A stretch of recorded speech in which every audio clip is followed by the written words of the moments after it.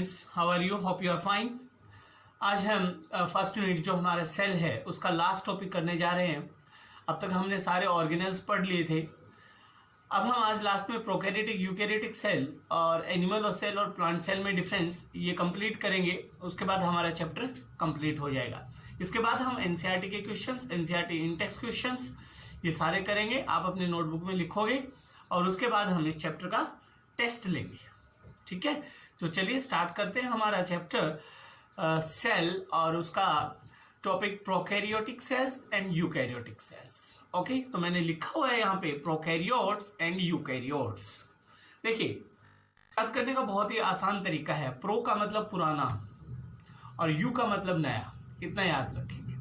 अगर कहा जाता है कि प्रोकैरियोटिक ऑर्गेनिज्म, यूकैरियोटिक ऑर्गेनिज्म, तो प्रोकैरियोटिक ऑर्गेनिज्म का मतलब है प्रिमिटिव ऑर्गेनिज्म। उसका स्ट्रक्चर ऑर्गेनाइजेशन है वो प्रिमिटिव सेल्स टाइप से है। यूकैरियोटिक का मतलब बेटा new organism, well developed advance organism. उसके अंदर जो सेलुलर स्ट्रक्चर है वो नया है, वेल डिफाइंड है, वेल ऑर्गेनाइज्ड है। ओके, तो प्रोकैरियोटिक ऑर्गेनिजम्स के अंदर प्रोकैरियोटिक सेल्स होती हैं।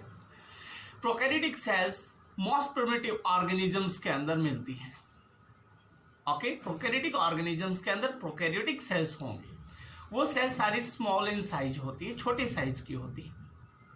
तो जो पहले, जैसे मान लीजिए हम अपनी पहले की लाइफ देखें, आज से 50-60 साल पहले देखें, तो हमारे पास बहुत सारी चीजें थी जो नहीं थी या फिर ये मैं बोलूँ कि वेल डेवलप्ड नहीं थी। जैसे पहले बहुत अच्छे सड़क नहीं थे, 50 साल पहले बहुत अच्छे मकान नहीं थे, कच्चे मकान थे, बहुत सारे संसाधन नहीं थे हमारे पास। लेकिन धीरे धीरे हमने क्या किया, अडॉप्ट होना शुरू किया, हमने डेवलपमेंट किया और आज हम वेल डेवलप्ड कहलाते हैं। वैसे ही जो सेल्स जब ओरिजिनेट हुई थी तो वेल डेवलप्ड सेल्स नहीं थी, वो धीरे धीरे अडॉप्ट होके एनवायरनमेंट के अकॉर्डिंग, नीड के अकॉर्डिंग अडॉप्ट होती गई और वो प्रोकैरियोटिक से यूकैरियोटिक में बदलती गई। मतलब लेस एडवांस से हाई एडवांस में या लेस डेवलपमेंट से हाई डेवलपमेंट की तरफ बढ़ी है, इवोल्यूशन हुआ है। तो आज हम बात करें कि पहले कैसी सेल्स होती थी, अब कैसी है, प्रोकैरियोटिक सेल्स कैसी थी, यूकैरियोटिक सेल्स कैसी हैं, ये क्या है, प्रोकैरियोटिक ऑर्गेनिजम्स क्या होते हैं और यूकैरियोटिक ऑर्गेनिजम्स क्या होते हैं। चलिए, जब मैं बात बोलता हूं कि वेल डिफाइंड सेल, तो इसका मतलब उसके अंदर जो सेल के जो कंपोनेंट्स हैं वो सारे होने चाहिए। अगर मैं बोलता हूं कि वेल डिफाइंड सेल नहीं है तो इसका मतलब उसके कंपोनेंट्स में कमी है। तो प्रोकैरियोटिक सेल्स के अंदर न्यूक्लियर मेम्ब्रेन नहीं होती थी। ओके, जो जेनेटिक मटेरियल है, DNA, deoxyribose nucleic acid, DNA, जिसके अंदर क्रोमोसोम है, जिसके अंदर जीन है, जिसके अंदर हेरिडिटरी इंफॉर्मेशन है, so they have no nuclear membrane. Nuclear membrane नहीं होती थी। Okay, hence they are called as prokaryotic cells, और इसीलिए उनको प्रोकैरियोटिक सेल्स बोला जाता था। Okay, they have an organised nucleus. Nucleus well defined नहीं था, न्यूक्लियस की मेम्ब्रेन नहीं थी, स्कैटर्ड फॉर्म में पड़ा था। तो वेल डिफाइंड न्यूक्लियस नहीं हो तो उसको हम बोलते हैं न्यूक्लियोइड। तो पहला डिफरेंस तो यही है कि यूकैरियोटिक सेल्स के अंदर वेल डिफाइंड या वेल ऑर्गेनाइज्ड न्यूक्लियस होता है, whereas in prokaryotic cells there is no well defined nucleus. और जो न्यूक्लियस वेल डिफाइंड नहीं हो, वेल स्ट्रक्चरल फॉर्म में नहीं हो, उसको हम न्यूक्लियोइड बोलते हैं।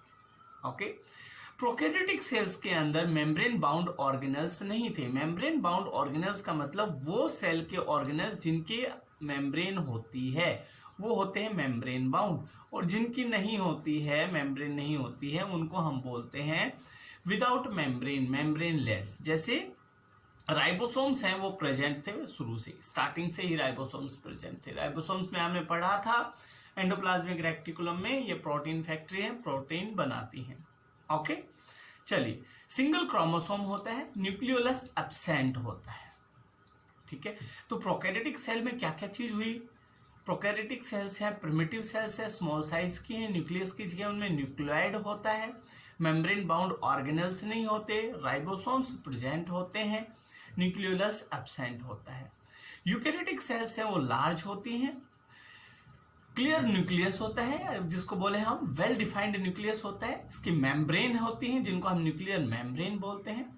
इनके अंदर क्रोमोसोम्स होते हैं। देखिए क्रोमोसोम्स यहाँ पे भी प्रेजेंट हैं, लेकिन क्रोमोसोम है वो सिंगल क्रोमोसोम है। Whereas in eukaryotic cell more than one chromosomes are present. Nucleolus is present.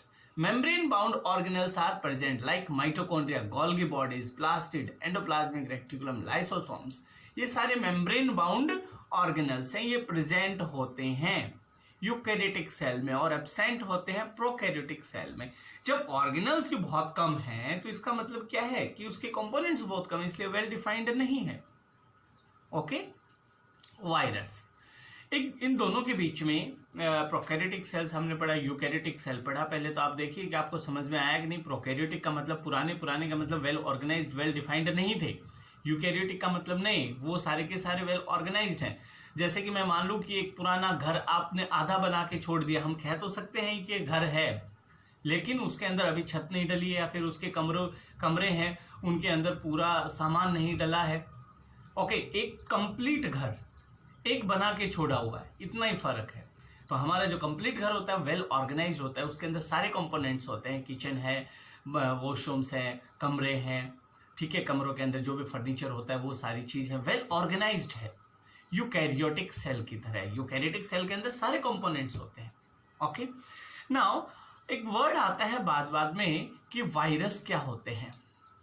Okay, virus ये लिविंग केमिकल्स है एक तरह से। ओके, इनका कोई cellular structure, well defined cellular structure नहीं है, और सबसे बड़ी बात, इनकी कोई भी लाइफ नहीं होती है विदाउट सेल। अगर ये सेल के अंदर एंटर करेंगे तो ही ये लिविंग कहलाएंगे, सेल से बाहर होंगे तो ये लिविंग नहीं कहलाएंगे। जैसे कोविड-19 अभी वायरल डिजीज, अब क्या है कि लॉकडाउन क्यों किया गया, ताकि लोग बाहर ना निकले, ताकि वायरस के कांटेक्ट में नहीं आए। जब वायरस के कांटेक्ट में आएंगे तो ही वो हम पे असर डालेगा, अगर नहीं आएंगे तो वो डेड है। Okay, so they have life living character only inside the living cell. Okay, इनके अंदर जेनेटिक मटेरियल डीएनए भी हो सकता है और आरएनए भी हो सकता है। सो अगर वायरसेस को पूछा जाए तो आप बता सकते हो कि सेल के अंदर तो लिविंग होते हैं, सेल के बाहर वो लिविंग नहीं होते, नॉन लिविंग होते हैं। क्यों? क्योंकि उनके पास खुद की अपनी सेलुलर मशीनरी नहीं है, खुद के अपने कोई भी कंपोनेंट्स नहीं है। वो सेल के अंदर जाता है तो सेल से ही वो सारे कंपोनेंट्स लेता है और उसी को यूज करता है। सो viruses are living chemicals, they have non-cellular structure, they are non-cellular structures, they don't have life outside the body, outside the living cell। उसके बाद एक हमारा छोटा सा टॉपिक और बच जाता है, एनिमल सेल और प्लांट सेल। तो इससे पहले कि प्रोकैरियोटिक यूकैरियोटिक से आगे बढ़े मैं आपको एक बार यूकैरियोटिक और प्रोकैरियोटिक का स्ट्रक्चर दिखा देता हूं। देखिए ये यूकैरियोटिक सेल है और ये क्या है, प्रोकैरियोटिक सेल है। प्रोकैरियोटिक सेल में देखिए न्यूक्लियोइड है, प्रोकैरियोटिक सेल के अंदर क्या है, न्यूक्लियोइड है। वेयर एज इसके अंदर क्या है, यूकैरियोटिक सेल के अंदर देखिए न्यूक्लियस है, इसकी एक वेल डिफाइंड मेम्ब्रेन है। ओके, और यहाँ पे वेल डिफाइंड मेम्ब्रेन नहीं, इसलिए क्या है, न्यूक्लियोइड है। क्या है ये, न्यूक्लियोइड। ठीक है, प्रोकैरियोट्स के अंदर न्यूक्लियोइड होता है, वेयर इन यूकैरियोट्स के अंदर न्यूक्लियस होता है। ये देखिए दुनिया भर के सेल ऑर्गेनेल्स हैं, ये रहे, लेकिन इसके अंदर सेल ऑर्गेनेल्स नहीं है, मेम्ब्रेन बाउंड सेल ऑर्गेनेल्स नहीं है, सिर्फ इसके अंदर राइबोसोम है। प्रोकैरियोटिक के अंदर भी राइबोसोम है, यूकैरियोटिक के अंदर भी राइबोसोम है, ये एक इनका कॉमन पॉइंट है। ओके, ठीक है। सेल वॉल सम यूकैरियोट्स के अंदर प्रेजेंट होती है। ठीक है, तो आप ध्यान रखेंगे ये प्रोकैरियोटिक सेल है, ये यूकैरियोटिक सेल है, डिफरेंस आपसे पूछ लिया जाता है। चलिए थोड़ा सा और बता देते हैं, यूकैरियोटिक सेल और प्रोकैरियोटिक सेल सेम वही डायग्राम है, बस हमने इसको क्या किया हुआ है, लेबल किया हुआ है। जैसे कि एंडोप्लाज्मिक रेटिकुलम बताया हुआ है, माइटोकॉन्ड्रिया, न्यूक्लियस बताया है, ओके, न्यूक्लियोलस बताया हुआ है, राइबोसोम्स दिखाए हुए, इधर सिर्फ राइबोसोम्स है, सेल मेम्ब्रेन, सेल वॉल है, ओके, न्यूक्लियोइड है, कैप्सूल कवरिंग, स्पेस को कैप्सूल बोलते हैं।